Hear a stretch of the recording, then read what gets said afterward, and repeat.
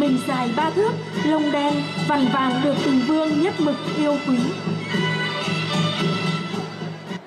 Một hôm, vua nước láng giềng là Cao Vương giấy binh đánh chiếm vùng biên ải, khiến cho muôn nhà lâm vào cảnh lầm than. Để bảo vệ bách tính trăm họ, vua Bình Vương đã cử nhiều binh hùng tướng mạnh cùng quan hộ viên đến trấn giữ biên ải chống lại Cao Vương. Dạ bẩm, cấp báo, cấp báo. Tình hình chiến trận thế nào? Nhà ngươi bình tĩnh nói ta nghe. Dạ muôn tâu hoàng thượng, hiện quân Cao Vương đã vượt được qua biên ải phía tây, chém giết dân lành, cướp bóc của cải, khiến nhà nhà lầm than loạn lạc. Cao Vương còn gửi thư khiêu chiến với hoàng thượng nữa đấy ạ. Thế còn quan hộ viên thì sao? Dạ muôn tâu, quan hộ viên đã bị chúng giết hại rồi ạ.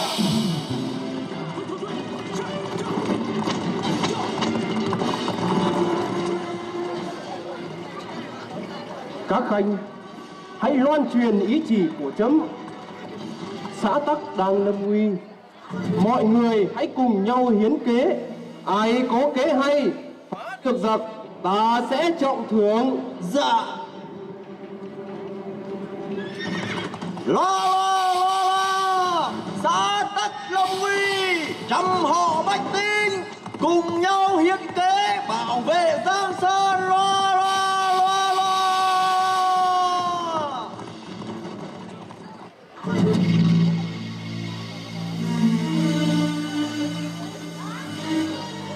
Dạ, muôn tâu hoàng thượng, thần xin tấu trình. Bản hồ khanh có gì cứ nói. Khởi bẩm hoàng thượng, bảo vệ Giang Sơn xã tắc là trách nhiệm của muôn dân. Thần xin bệ hạ hãy cho thần được ra trận. Bao nhiêu binh hùng tướng mạnh ta đã cử ra trận mà đều không giành được chiến thắng. Vậy thì làm sao nhà ngươi đấu lại bọn chúng? Có lẽ ta phải ra trận để sống mái với chúng một phen mới được. Khởi bẩm hoàng thượng, thần có kế này. Khanh cứ nói. Muôn tâu hoàng thượng, quân Cao Vương đang ỷ thế lớn mạnh để lấn át quân ta, vì thế sẽ thiếu phòng bị ở khu vực trung quân. Thần thiết nghĩ bệ hạ hãy cắt cho thần một đạo quân tinh nhuệ. Thần sẽ dẫn binh lính lẻn sâu vào tận hang ổ của chúng, lấy nhu thắng cương, tạo thế bất ngờ, ắt sẽ giành chiến thắng ạ.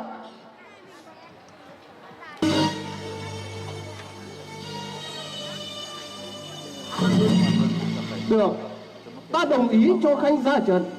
Nếu lấy được đầu của Cao Vương, ta sẽ trọng thưởng.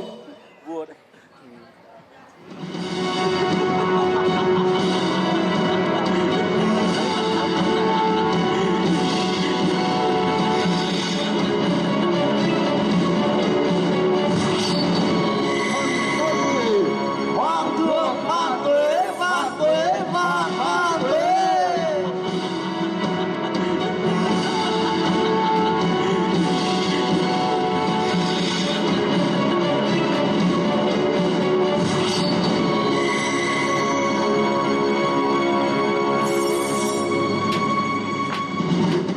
Sau khi ra trận, với lòng gan dạ và tài trí của mình, Bản Hồ đã giết được Cao Vương. Quân mất tướng như rắn mất đầu, bọn giặc trong cơn hoảng loạn đã bị các tùy tùng của Bản Hồ đánh cho tan tác và đuổi khỏi Giang Sơn. Đất nước vì thế mà được bình yên trở lại. Lại nói về Bản Hồ, sau khi giết được Cao Vương, đã sai quân đem thủ cấp về nộp cho Bình Vương để báo công. Dạ bẩm, cấp báo, cấp báo. Sao? Có tin từ chiến trận về sau? Dạ muôn tâu hoàng thượng, Bản Hồ đã giết được Cao Vương, đang đợi bên ngoài xin ý chỉ của hoàng thượng ạ. Bản Hồ quả không hổ là ái khanh của chấm. Mau truyền cho vào gặp. Dạ.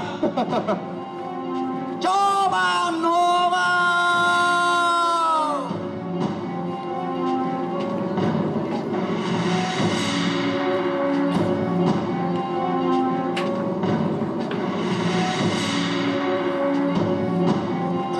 Thần Bản Hồ khấu kiến bệ hạ. Ái Khanh bình thân. Tạ ơn hoàng thượng. Tình hình chiến trận thế nào, Khanh hãy nói cụ thể cho trẫm biết. Muôn tâu hoàng thượng, sau khi ra trận, thần lợi dụng lúc đêm tối, khi kẻ thù còn đang ngủ say với chiến thắng, thần đã dẫn thân tín lẻn sâu vào tận hang ổ của chúng và giết được Cao Vương. Sau đó, thần cùng viện binh phá tan quân giặc. Bẩm hoàng thượng, đây là thủ cấp của Cao Vương.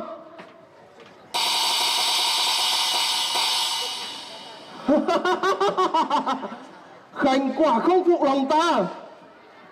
Các khanh thiết chiều.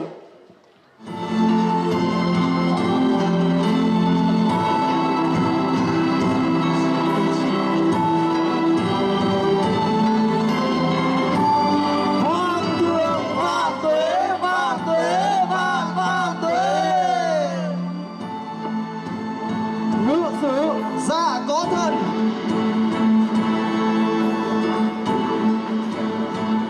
Hãy ghi ý chỉ của trẫm. Bản Hồ đã có công lớn trong việc dẹp giặc Cao Vương, giữ yên bờ cõi. Công này vô cùng to lớn, không gì sánh nổi. Truyền gọi Tam công chúa. Thần tuân chỉ, truyền gọi Tam công chúa.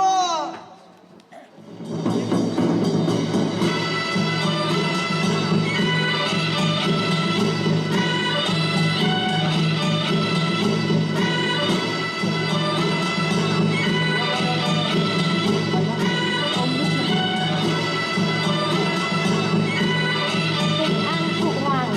Nhận lễ.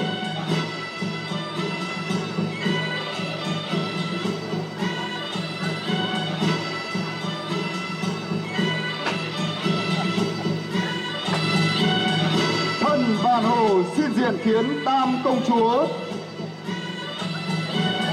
Sao? Đây chính là Bản Hồ sao? Khởi bẩm hoàng thượng, thần chính là Bản Hồ. Nhờ có bộ lốt này mà thần mới giết được Cao Vương. Còn đây mới chính là dung nhan thật của thần à. Quả là phúc đáo trùng lai. Chuyên chỉ này ta ban thưởng gả Tam công chúa cho phò mã Bản Hồ, chia một vùng Giang Sơn tại Giàng Chiêu làm nơi định cư cho con cháu sau này.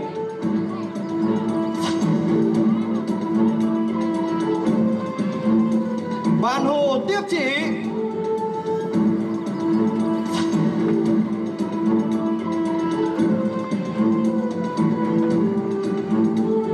Tạ ơn hoàng thượng. Bái triều. Bái triều.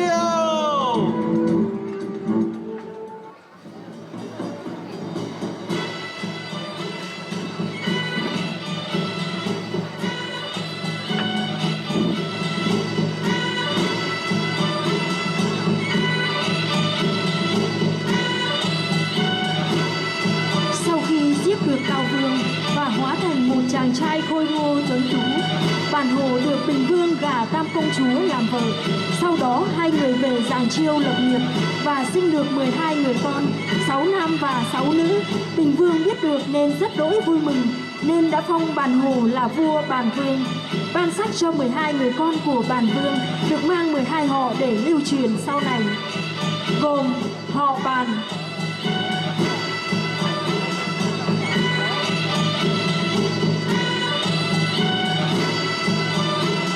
họ Triệu,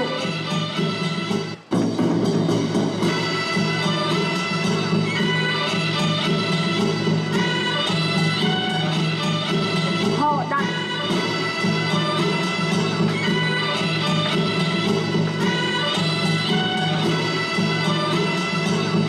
họ Phượng,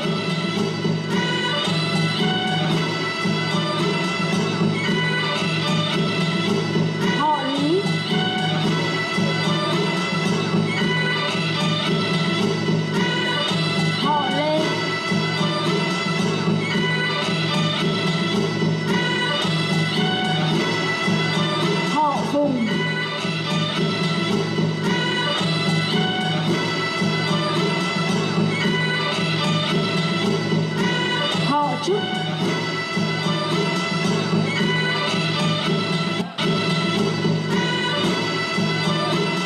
Họ Trần,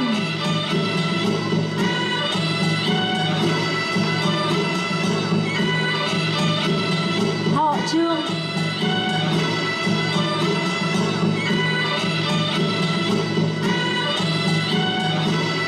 họ Hoàng,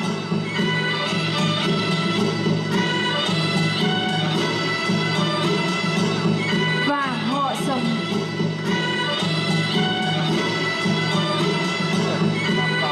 Và đây chính là những người thủy tổ của các tộc họ người Dao ngày nay.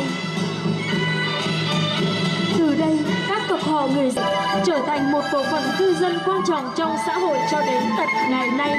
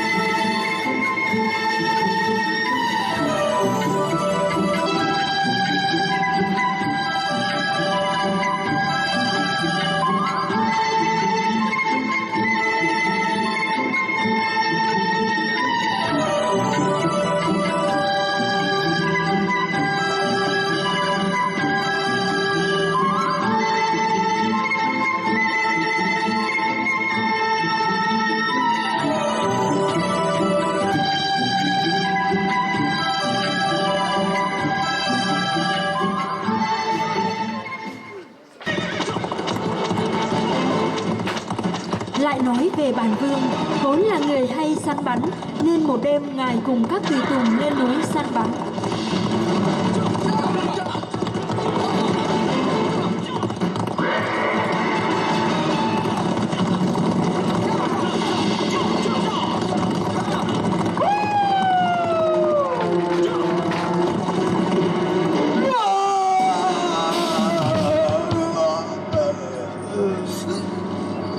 Giờ xấu số, Bản Vương đã bị một con sơn dương dùng sừng đâm ngã vào cây gù hương và mất tại đó, để lại bao nỗi tiếc thương cho các con cháu tộc họ người Dao.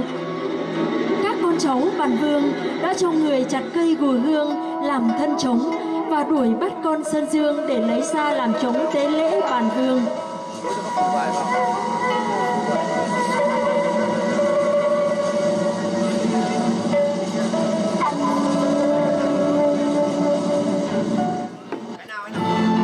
Trong tang lễ Bản Vương, vua Bình Vương đã đến dự lễ.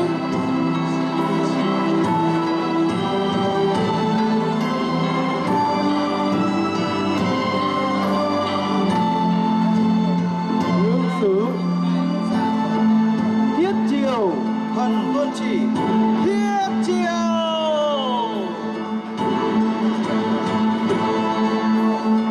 Hoàng thượng vạn tuế, vạn tuế, vạn tuế.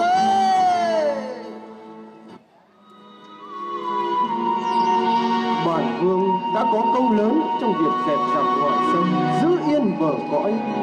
Nay chọn được ngày thiêng, giờ tốt để quy về với tổ tiên, để con cháu sau này đời đời nhớ ơn ta hạ chỉ. Hàng năm lấy ngày này làm ngày cúng Bản Vương, cứ 3 năm thì cúng đàn con, 5 năm thì cúng tôm đàn. Phải ca múa, nổi công đánh chiêng, cầu cho mùa màng mùa thu. Mọi người Dao ai ai cũng phải tuân chỉ chấp hành. Chúng thần tuân chỉ. Hoàng thượng vạn tuế, vạn tuế, vạn tuế. Bái triều, Bái triều.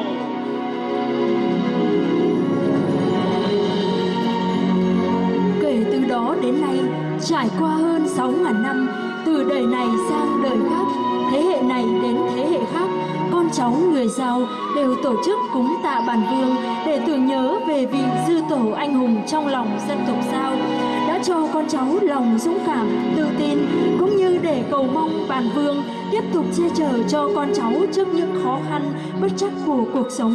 Cầu mong những mùa vàng bội thu luôn đến với các gia đình.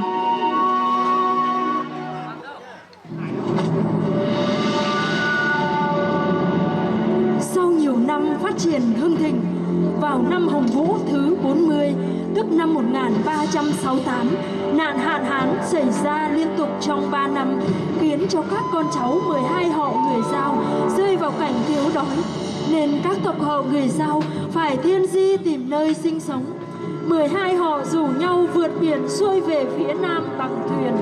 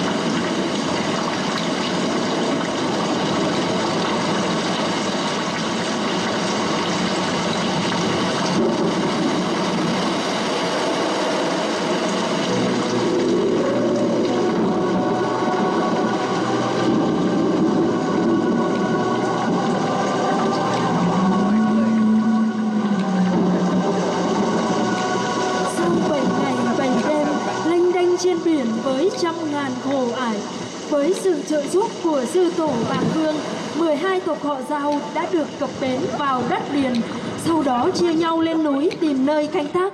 Trong đó có một số nhóm đã thiên di đến Việt Nam bằng đường biển và đến định cư tại các vùng núi thuộc các tỉnh Lạng Sơn, Hà Giang, Cao Bằng, Lào Cai, Yên Bái thuộc phía bắc nước ta.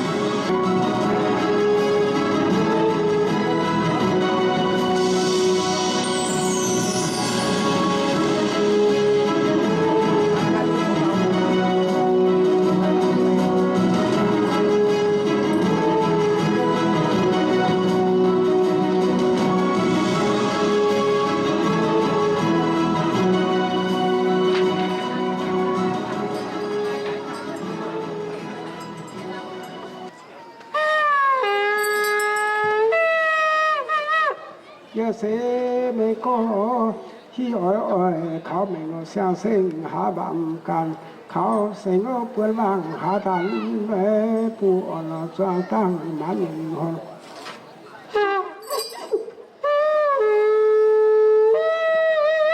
你是那个是用用靠命我相信下人中靠生啊本人啊多人为不我那装当往形容。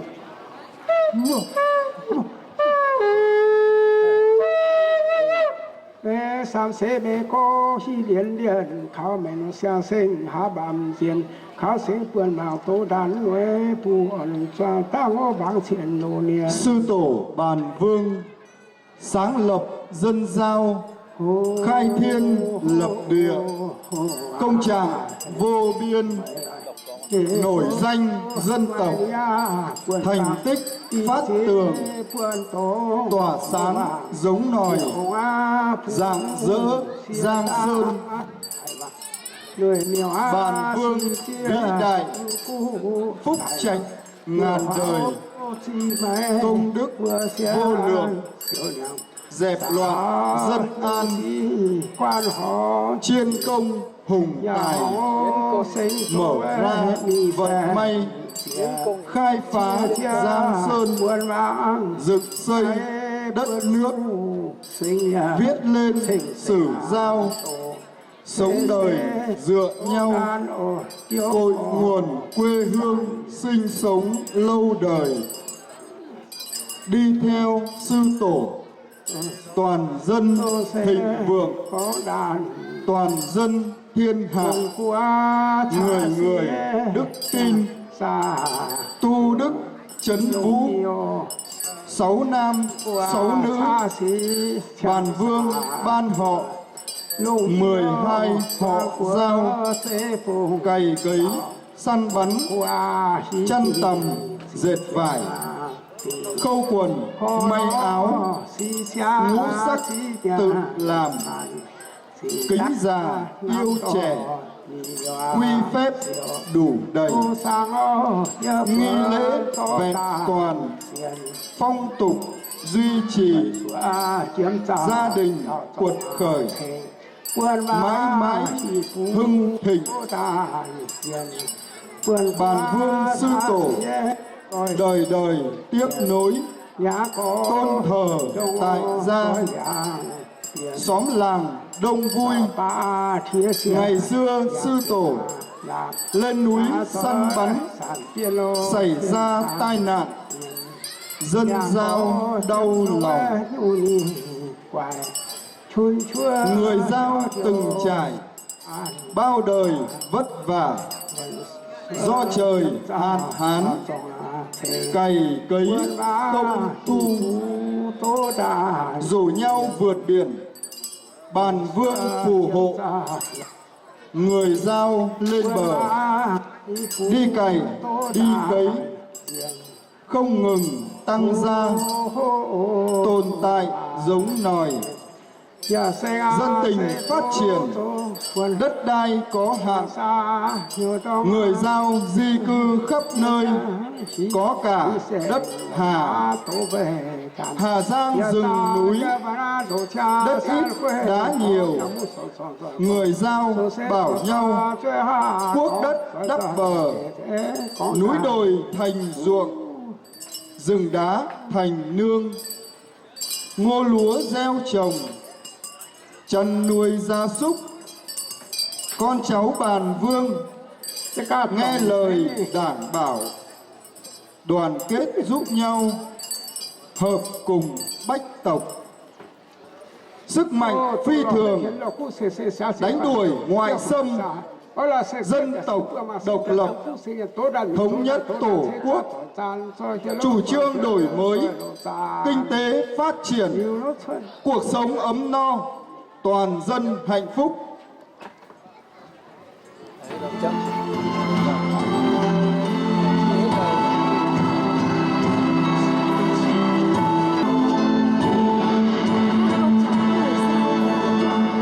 mâm lễ hoa quả và dân hương lên sư tổ Bàn Vương, thể hiện lòng tôn kính đối với sư tổ Bàn Vương.